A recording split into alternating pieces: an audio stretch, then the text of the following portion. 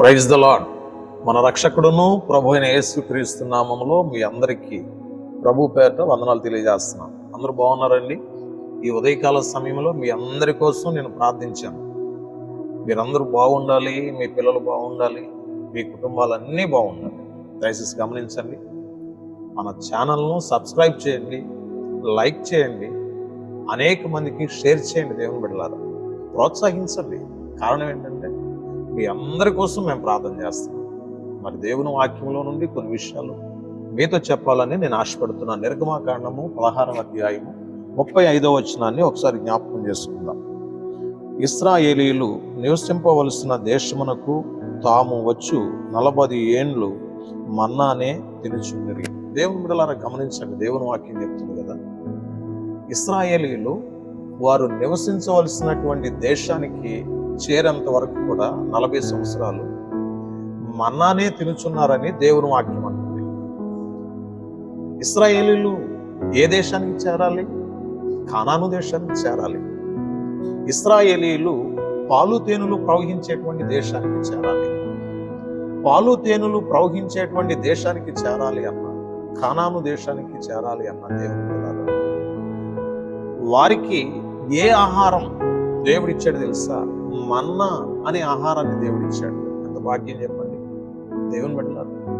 ఈరోజు చాలా మంది పరలోక పట్టణానికి చేరాలని ఆశపడే వాళ్ళు చాలా మంది ఉన్నారండి.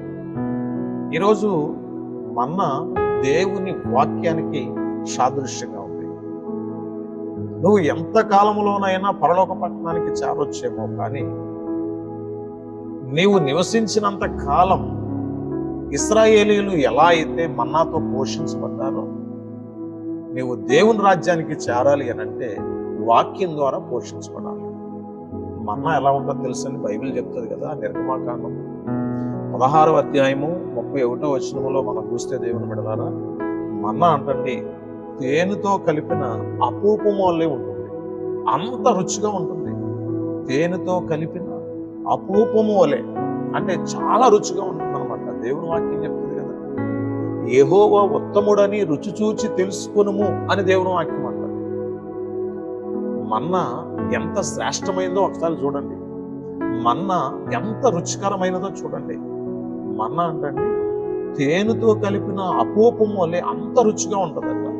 మీరెవరైనా ఎప్పుడైనా జున్నగడ్డలు తిన్నారా? దేవుని బిడ్డలారా, జున్నగడ్డ ఎంత శ్రేష్టంగా ఉంటుంది, ఎంత రుచిగా ఉంటుంది. ఒకవేళ తినకపోతే ఎప్పుడైనా తిని చూడండి దేవుని బిడ్డలారా. అంతకంటే శ్రేష్టమైంది మన్నా. చాలా మంది చూడండి ఉదయకాల సమయంలో ఇడ్లీలో నెయ్యి పోసుకుని తింటూ ఉంటారు, నెయ్యి పంచదార కలిపి తింటూ ఉంటారు. ఎంత టేస్టీగా ఉంటుందో తెలుసండి, చాలా రుచిగా ఉంటుంది. అంతకంటే రుచికరమైనది ఏంటంటే మన్నా. దేవుని బిడ్డలారా, అటువంటి రుచికరమైనటువంటి ఆహారం చేత ఇశ్రాయేలీయులను దేవుడు 40 సంవత్సరాలు పోషించగలిగాడు. దేవుని పిల్లలు 40 సంవత్సరాలు కూడా ఇశ్రాయేలీయులు మన్నానే భుజిస్తూ వచ్చారు. కొన్ని సందర్భాల్లో ఇశ్రాయేలీయులు మన్నా భుజించడానికి సనుక్కొని ఉండొచ్చు, మన్నా భుజించడానికి కొనుక్కొని ఉండొచ్చు. చాలా సందర్భాల్లో ఇశ్రాయేలీయులు మన్నా భుజించేటప్పుడు సనుక్కున్నారండి. ఏమని? ఈ సయాసారం లేనటువంటి మన్నా మాకు మోషే ఇస్తున్నాడు అనేసి సనుక్కున్నారు దేవుని బిడ్డలారా. ఈ రోజు కూడా దేవుని వాక్యం చెప్తున్న సందర్భంలో చాలా మంది కొన్ని దేవుని మాటలు మనకి సూటిగా గుచ్చుకుంటూ ఉంటాయి, మన హృదయానికి సూటిగా తగులుతూ ఉంటాయి. మన పాపములను, మన దోషములను, మన మోసములను, మన వేషములను వాక్యం ఎత్తి చూపించినప్పుడు మనకి బాధ అనిపిస్తూ ఉంటుంది దేవుని బిడ్డలారా. మనం కూడా అనుకుంటాం, అమ్మో ఏ మాటలు, వాక్యపు మాటలు అని అనుకుంటాం.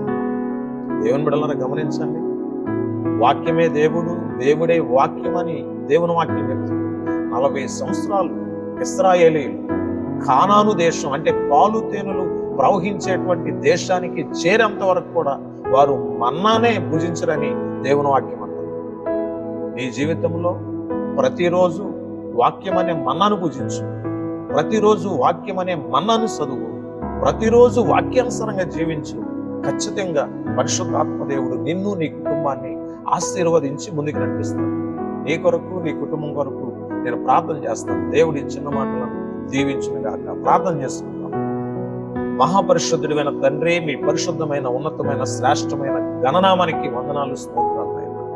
ఇశ్రాయేలీయులను 40 సంవత్సరాలు మీరు ఏ రీతిగా అయితే మన్నాతో పోషించారో స్వామి, ఈ రోజు ఈ వాక్య సందేశాన్ని వింటున్న బిడ్డలందరినీ మీ వాక్యం ద్వారా బిడ్డలను పోషించండి నాయన.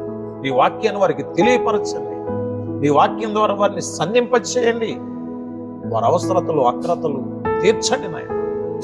యెహోవా ఉత్తముడని రుచి చూసి తెలుసుకునమని మీ వాక్యం సెలవిస్తావు దేవా.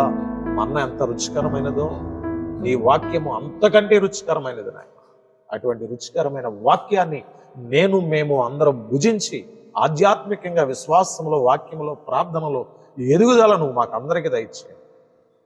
ఈ వాక్య సందేశం వింటున్న మా ప్రియులందరినీ, వారి కుటుంబాలను దీవించి ఆశీర్వదించమని యేసు నామములో ప్రార్థిస్తున్నాం తండ్రి. Amen. God bless you all.